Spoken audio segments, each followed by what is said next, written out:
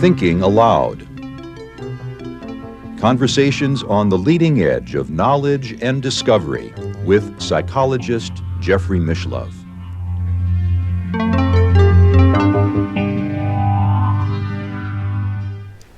Hello, I'm Jeffrey Mishlove, and today I'd like to talk about one of the most controversial figures in the field of 20th century parapsychology. I'm speaking of the Israeli psychic Uri Geller. I've known Uri ever since I sponsored his first major public appearance in the United States back in 1973. We filled Zellerbach Auditorium at the University of California, Berkeley to overflowing. And I've had a relationship with Uri ever since then. I consider him a friend. Our relationship hasn't always been smooth, but I regard him as a person of great talent. Now, many people have accused Uri of fraud, and the list goes on and on and on. Frankly, that's true of virtually everybody who has exhibited or proclaimed macro-psychokinetic abilities. It's mind-boggling, and for some people, it just has to be fraud. I can tell you this. I have witnessed firsthand a number of, in a number of instances, exhibits that I regard as valid demonstrations of macro psychokinesis, and I have many reports from other people, including researchers.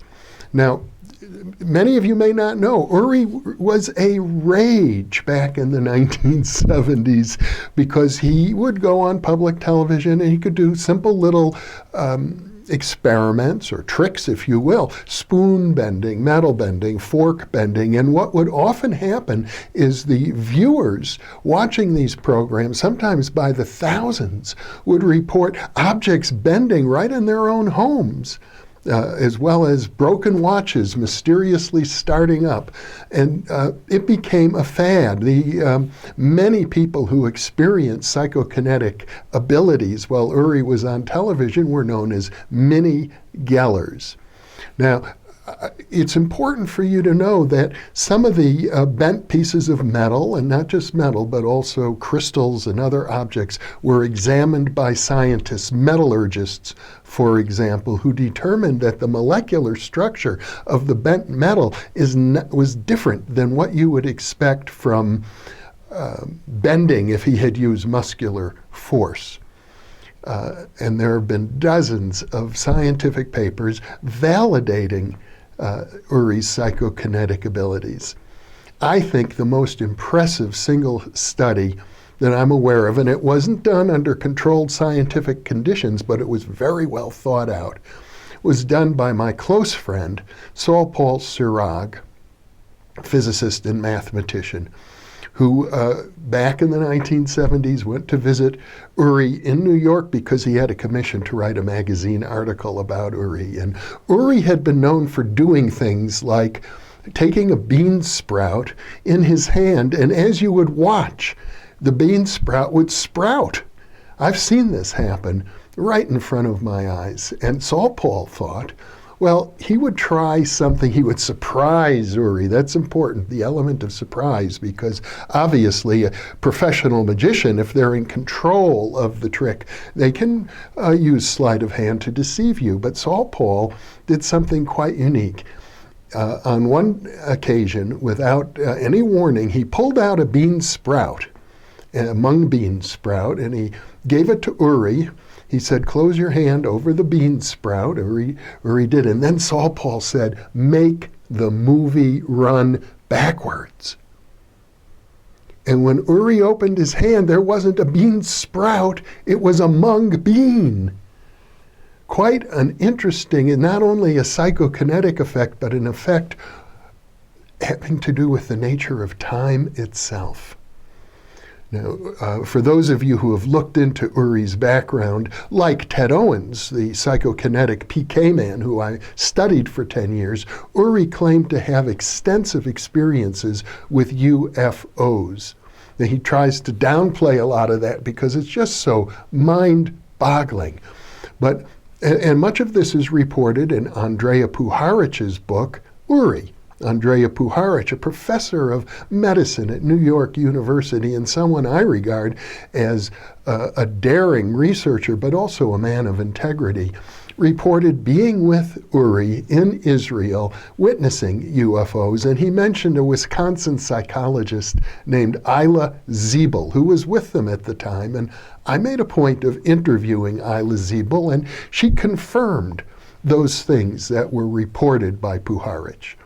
Now, I can tell you this, if you really want to dig into more details of what I really think about Uri Geller, look in the Roots of Consciousness. For those of you who have been following the InPresence series, you have access to a copy, and I go into quite a bit of detail, and there's quite a story there, synchronicities, mythological constructions having to do with Horus, the hawk god, having to do with a UFO entity called Huva, somehow a bit reminiscent of the biblical Jehovah or Yahweh. All of this is, well, what can you say? It is complex, it is mysterious, and there's always the cloud hanging over Uri of people who claim that he's fraudulent. Puthoff and Targ at SRI, in the early days of the research, tried very hard to validate his psychokinetic abilities. At the end of the day, they concluded that they couldn't be certain about it, even though they witnessed quite a bit of metal bending and so on. The conditions were always a little bit iffy. But as you'll see in the Roots of Consciousness, they did an interesting experiment in what we could call clairvoyance or remote viewing, in which Jean Millet, an artist, created computer graphics. They existed only in a computer memory. And Uri was able to draw pictures very reminiscent, strikingly reminiscent, strikingly close to the graphics that Jean had created. Now, when this was published, the skeptical arch-skeptic magician, the amazing Randy, who is not a person I regard as a man of high integrity, claimed publicly, I was there at a conference hosted by the American Association for the Advancement of Science. I think it was in about 1975 in San Francisco, a symposium on parapsychology, in which Randy stood up and claimed in front of the public that Jean Millet, the artist who had worked with Puthoff and Targ at SRI, was in cahoots with Uri Geller, and that's how he did it. Well, Jean Millet is an old friend of mine, and I know she never knew Uri Geller prior to this. She was not in cahoots with him, and she's a person of high integrity who would never do such a thing. So this is the kind of mystique that surrounds Geller. And it's made it difficult. You would think after so many decades and so many demonstrations in front of scientists, the matter would be settled. But as far as the general public is concerned, I get messages. Someone recently posted a comment saying, if Uri Geller cheated even once, we've got to discount everything he's ever done. I don't think that's a proper scientific attitude, although it may be politically advantageous. Let me leave you with one final thought. I recommend that you give Uri Geller and people who make claims of this sort the benefit of the doubt. Why? Well, there's an old shamanistic trick. You see, throughout history, shamans who are said to have psychokinetic powers like this as well often engage in trickery. Stanley Krippner, in my interview with him, and you'll see a link to it right now, talks about the American Indian medicine man Rolling Thunder, who sometimes tricked people. And you see, when a person believes that they're in the presence of something as miraculous or miraculous seeming as macro psychokinesis, they open up, and sometimes that creates what we call a psi conducive state, so that even if they're being tricked, they can open up to a level of consciousness that facilitates actual psychokinetic functioning, and in particular, healing.